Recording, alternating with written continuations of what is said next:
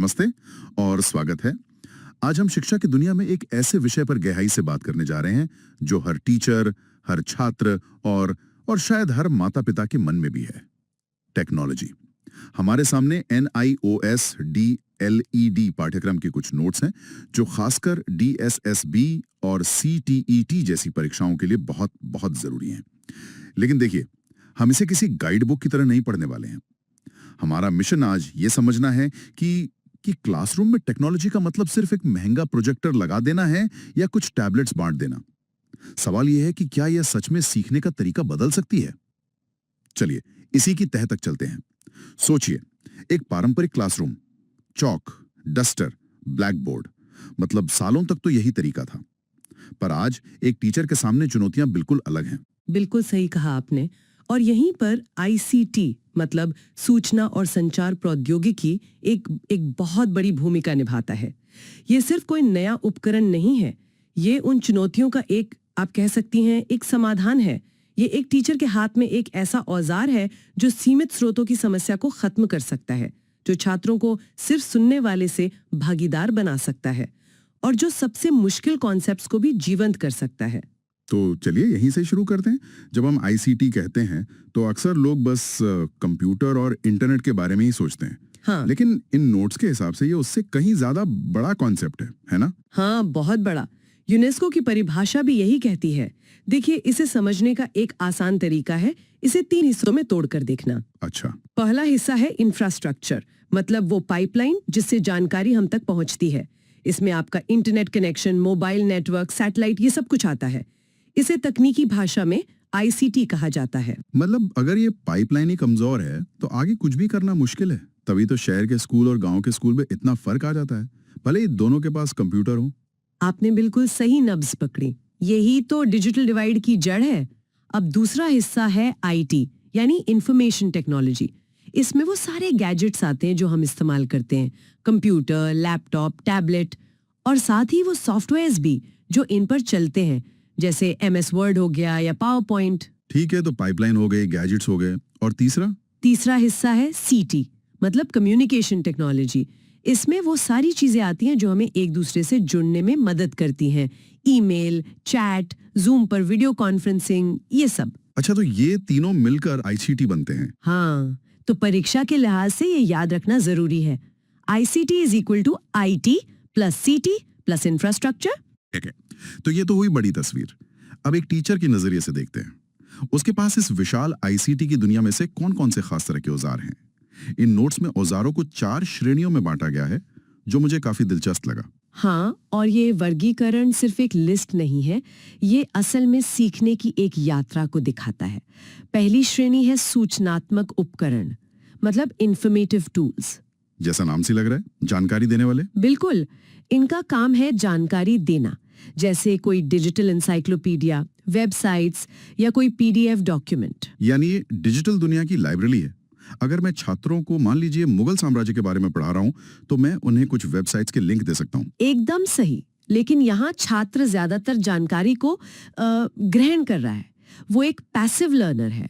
अब आती है दूसरी और ज्यादा मजेदार श्रेणी, स्थितिजन्य उपकरण, सिचुएटिंग टूल्स। स्थितिजन्य मतलब ये उपकरण छात्रों को लगभग असली जैसी स्थितियों का अनुभव कराते हैं, जैसे सिमुलेशन, एजुकेशनल गेम्स या YouTube पर कोई 3D एनिमेटेड वीडियो। अच्छा, समझ गया। जैसे अगर क्लास में ज्वालामुखी के बारे में पढ़ाना है तो मैं ब्लैक बोर्ड पर एक चित्र बना सकता हूँ, या फिर मैं उन्हें एक ऐसा सिमुलेशन दिखा सकता हूँ जिसमें वे खुद लावा का तापमान नियंत्रित करके देखें कि विस्फोट कैसे होता है। बिल्कुल, और वो दूसरा तरीका वे कभी नहीं भूलेंगे। ये अमूर्त को ठोस बना देता है। सही बात है। और अब हम आते हैं तीसरी श्रेणी पर, जहां असली जादू शुरू होता है। ये है रचनात्मक उपकरण, कंस्ट्रक्टिव टूल्स। ये उपकरण छात्रों को सिर्फ जानकारी लेने नहीं, बल्कि मिली हुई जानकारी से कुछ नया बनाने के लिए प्रेरित करते हैं, जैसे माइंड मैपिंग सॉफ्टवेयर या प्रेजेंटेशन बनाने वाले टूल्स। एक मिनट रुकिए, यहाँ पर एक सवाल उठता है। माइंड मैप तो छात्र कागज और पेन से भी बना सकते हैं, तो फिर टेक्नोलॉजी यहाँ ऐसा क्या खास कर रही है? बहुत अच्छा सवाल है, और इसका जवाब ICT के सही इस्तेमाल के दिल में है। देखिए, जब एक छात्र कागज पर माइंड मैप बनाता है तो वो एक व्यक्तिगत गतिविधि होती है। लेकिन जब वो एक डिजिटल टूल का उपयोग करता है तो वो उस माइंड मैप में वीडियो लिंक जोड़ सकता है, ऑनलाइन लेखों से जानकारी एम्बेड कर सकता है और सबसे जरूरी वो उसे अपने साथियों के साथ रियल टाइम में साझा कर सकता है और उस पर मिलकर काम कर सकता है। अरे वाह, तो वो एक स्थिर दस्तावेज नहीं रहता बल्कि एक जीवंत इंटरैक्टिव नॉलेज हब बन जाता है। बिल्कुल, तकनीक यहाँ सहयोग और गहराई को संभव बनाती है। ये एक बहुत बड़ा फर्क है। तो ये सिर्फ काम को डिजिटल नहीं कर रहा बल्कि काम करने के तरीके को ही बदल रहा है। और चौथी श्रेणी इसी से जुड़ी होगी। हाँ, चौथी और आखिरी श्रेणी है संवादात्मक उपकरण, कम्युनिकेटिव टूल्स। ये पूरी तरह से सहयोग और संवाद पर केंद्रित है। Email, chat rooms, blogs, Vicky, ये सब इसमें आते हैं। ये उपकरण क्लासरूम की 4 दीवारों को तोड़ देते हैं। तो अगर हम इन चारों श्रेणियों को एक साथ देखें तो ये एक तरह से छात्र की यात्रा है, जानकारी इकट्ठा करने से शुरू होकर उसे एक संदर्भ में समझने तक, फिर उस जानकारी से कुछ नया बनाने तक और आखिर में अपने विचारों को दूसरों के साथ साझा करने तक। आपने इसे बिल्कुल सही तरीके से सारांशित किया है।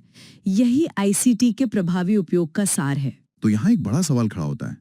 स्कूलों में लाखों रुपए खर्च करके स्मार्ट बोर्ड लगा दिए जाते हैं, टैबलेट्स बांट दिए जाते हैं, लेकिन क्या सिर्फ ये गैजेट्स क्लास में रख देने से पढ़ाई बेहतर हो जाती है? नहीं, और इन नोट्स में इस पर एक बहुत जरूरी बात कही गई है। वो ये है कि आईसीटी अपने आप में शिक्षण में सुधार नहीं करता। ये एक बहुत बड़ी गलतफहमी है। टेक्नोलॉजी सिर्फ एक साधन है, साध्य नहीं। असली बदलाव इस बात से आता है कि एक शिक्षक उस साधन का उपयोग कैसे करता है। आप एक स्मार्ट बोर्ड का उपयोग एक महंगे ब्लैक बोर्ड की तरह भी कर सकते हैं, जिस पर आप बस नोट्स लिखते जाएं। एक्टिव क्विज चलाने या छात्रों को एक मंच देने के लिए कर सकते हैं। चुनाव शिक्षक का है। ये तो बहुत शक्तिशाली सोच है। इसका मतलब तो ये हुआ कि असली निवेश हार्डवेयर पर नहीं बल्कि शिक्षकों के प्रशिक्षण पर होना चाहिए। अच्छा, इसी से जुड़ा एक और क्षेत्र है, मूल्यांकन, असेसमेंट। क्या आईसीटी का मतलब सिर्फ ऑनलाइन टेस्ट लेना है? नहीं, बिल्कुल नहीं। अगर हम ऐसा सोचते हैं तो हम इसकी क्षमता का बहुत छोटा हिस्सा इस्तेमाल कर रहे हैं। ये नोट्स एक बहुत बड़े वैचारिक बदलाव की बात करते हैं, परीक्षण संस्कृति से चिंतनशील संस्कृति की ओर जाना। ये सुनने में बहुत भारी शब्द लगते हैं, इसका असल में क्या मतलब है? देखिए, परीक्षण संस्कृति का मतलब है कि सीखने का अंतिम लक्ष्य परीक्षा पास करना है। इसमें रटने पर जोर होता है। अच्छा, छात्र जानकारी याद करते हैं, परीक्षा में लिखते हैं और फिर भूल जाते हैं। हाँ, और चिंतनशील संस्कृति में सीखने का लक्ष्य खुद की समझ को विकसित करना है। यहाँ मूल्यांकन सिर्फ यह जानने के लिए नहीं होता कि छात्र को क्या याद है, बल्कि यह जानने के लिए होता है कि वो क्या सोचता है और कैसे सीखता है। तो इसमें आत्म मूल्यांकन और सहकर्मी मूल्यांकन को बढ़ावा दिया जाता है। बिल्कुल, सेल्फ एंड पीयर असेसमेंट। और इसके लिए आईसीटी में बेहतरीन टूल्स हैं, जैसे ई पोर्टफोलियो। ई पोर्टफोलियो? हाँ, ये एक छात्र की डिजिटल डायरी या फोल्डर जैसा है, जहां वो पूरे साल अपने सबसे अच्छे काम इकट्ठा करता है। ये सिर्फ एक मार्कशीट नहीं है, ये उसकी सीखने की यात्रा की कहानी है। इसी तरह ऑनलाइन रूब्रिक्स या डिजिटल कॉन्सेप्ट मैप्स जैसे उपकरण छात्रों को तुरंत और विस्तृत फीडबैक देने में मदद करते हैं। तो फायदा साफ है, टीचर का समय बचता है और छात्र को तुरंत पता चलता है कि उसे कहाँ सुधार करना है। जी, और उसकी प्रगति को ट्रैक करना बहुत आसान हो जाता है। ये सब सुनने में बहुत अच्छा लगता है, लेकिन एक टीचर या एक स्कूल के लिए ये सब शुरू करना बहुत मुश्किल लग सकता है। ऐसा तो नहीं है कि कोई आज फैसला करे और कल से क्लासरूम बदल जाए। क्या इसके लिए कोई रोड मैप है? हाँ, बिल्कुल है, और इन नोट्स में इसे बहुत अच्छे से समझाया गया है। आईसीटी को अपनाना एक प्रक्रिया है, कोई एक घटना नहीं। इसके 4 चरण होते हैं। पहला है उभरता चरण, इमर्जिंग स्टेज। यहाँ स्कूल या टीचर बस शुरुआत कर रहे होते हैं। वे कंप्यूटर चलाना, इंटरनेट इस्तेमाल करना, मतलब बुनियादी चीजें सीख रहे होते हैं। ज्यादातर स्कूल शायद इसी चरण में या इससे अगले चरण में होंगे। हाँ, अगला चरण है लागू करने का चरण, अप्लाइंग स्टेज। यहाँ शिक्षक अपने विषयों में टेक्नोलॉजी का उपयोग करना शुरू कर देते हैं, जैसे इतिहास की क्लास में कोई वीडियो दिखाना या भूगोल में गूगल मैप्स का इस्तेमाल करना। लेकिन यहाँ भी कंट्रोल ज्यादातर टीचर के हाथ में ही रहता है। सही कहा। इसके बाद आता है समाहित करने का चरण, इन्फ्यूजिंग स्टेज। यहाँ आईसीटी पाठ्यक्रम का एक अभिन्न अंग बन जाता है। छात्र प्रोजेक्ट आधारित लर्निंग में टेक्नोलॉजी का इस्तेमाल करते हैं। वे समस्याओं को सुलझाने के लिए डेटा इकट्ठा करते हैं। और आखिरी चरण, जो शायद सबका लक्ष्य होना चाहिए, वो है रूपांतरित करने का चरण, ट्रांसफॉर्मिंग स्टेज। इस चरण में सीखने का पूरा तरीका ही बदल जाता है। क्लासरूम की सीमाएं खत्म हो जाती हैं। सीखना कहीं भी कभी भी हो सकता है। छात्र अपने सीखने की प्रक्रिया का नेतृत्व खुद करते हैं और शिक्षक एक मार्गदर्शक की भूमिका में होता है। ये सेज ऑन द स्टेज से गाइड ऑन द साइड बनने वाला सफर है। बिल्कुल। ये एक बहुत ही स्पष्ट प्रगति है, लेकिन ये तो पूरे स्कूल के स्तर पर हुआ। अगर हम एक अकेले टीचर की बात करें जो अपनी अगली क्लास के लिए एक लेसन प्लान बना रहा है, तो वो इस प्रक्रिया को कैसे अपनी योजना में शामिल कर सकता है? उसके लिए भी एक बहुत ही व्यवहारिक 6 चरणीय मॉडल दिया गया है। इसे हम एक उदाहरण से समझते हैं। मान लीजिए एक टीचर को जलवायु परिवर्तन के प्रभाव जैसा मुश्किल विषय पढ़ाना है। ठीक है। पहला चरण है समस्या की पहचान करना। टीचर को पता है कि ये विषय छात्रों को उबाऊ लगता है। दूसरा चरण है सीखने के उद्देश्य तय करना। यहाँ ABCD मॉडल काम आता है। ABCD model? हाँ, ऑडियंस, बिहेवियर, कंडीशन, डिग्री। मतलब उद्देश्य एकदम स्पष्ट हो। छात्र, ऑडियंस एक इंटरैक्टिव मैप का उपयोग करके, कंडीशन अपने स्थानीय क्षेत्र पर जलवायु परिवर्तन के कम से कम 3 प्रभावों का 100% सटीकता, डिग्री से वर्णन कर पाएंगे। अच्छा, तो उद्देश्य बहुत विशिष्ट है, सिर्फ जलवायु परिवर्तन समझना नहीं। बिल्कुल। तीसरा चरण है सही तकनीक चुनना। इस उद्देश्य के लिए शायद पावर पॉइंट उतनी प्रभावी नहीं होगी। तो टीचर कोई ऑनलाइन इंटरैक्टिव मैप या डेटा विजुअलाइजेशन टूल चुन सकता है। सही। और चौथा चरण है तर्क। मतलब टीचर खुद से पूछता है, मैं इस टूल का उपयोग क्यों कर रहा हूँ? ये क्यों वाला सवाल सबसे जरूरी लगता है। यही सबसे जरूरी है। जवाब हो सकता है क्योंकि यह छात्रों को डेटा को अपने स्थानीय संदर्भ में देखने की अनुमति देगा, जिससे विषय उनके लिए व्यक्तिगत बन जाएगा। 5वां चरण है कार्यान्वयन की रणनीति।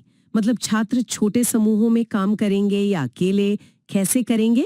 और छठा और अंतिम चरण है चिंतन, रिफ्लेक्शन। मतलब क्लास के बाद सोचना कि क्या उद्देश्य पूरे हुए, क्या तकनीक ने सच में मदद की। जी, और अगली बार मैं इसे और बेहतर कैसे कर सकता हूँ। ये चक्र चलता रहता है। तो कुल मिलाकर बात घूम फिर कर वहीं आ जाती है। ICT कोई जादुई छड़ी नहीं है। ये सिर्फ एक तकनीकी कौशल नहीं है, बल्कि ये एक शिक्षण कौशल है। जब इसे सोच समझकर एक योजना के साथ और सही पेडागोजी के साथ इस्तेमाल किया जाता है, तभी ये सीखने की प्रक्रिया को सच में बदल सकता है। बिल्कुल, उसे ज्यादा आकर्षक, इंटरैक्टिव और असरदार बना सकता है। ये स्रोत सामग्री टेक्नोलॉजी को क्लासरूम में लाने के लिए एक बहुत ही स्पष्ट और व्यवहारिक रोड मैप देती है। तो इस सारी बातचीत के अंत में मैं एक सवाल पर सोच रहा हूँ, हमारे श्रोताओं के लिए जो भविष्य के शिक्षक हैं, उनके लिए एक विचार छोड़ जाते हैं। जरूर। तकनीक हमेशा विकसित होती रहेगी। आज जो नया है वो कल पुराना हो जाएगा। ऐसे में एक शिक्षक ये कैसे सुनिश्चित कर सकता है कि क्लासरूम में ध्यान हमेशा फैंसी गैजेट्स और एप्स पर ना होकर वास्तविक सीखने, सवाल पूछने की क्षमता विकसित करने और महत्वपूर्ण सोच पर बना रहे। मतलब टेक्नोलॉजी को एक सहायक कैसे बनाए रखें मालिक ने।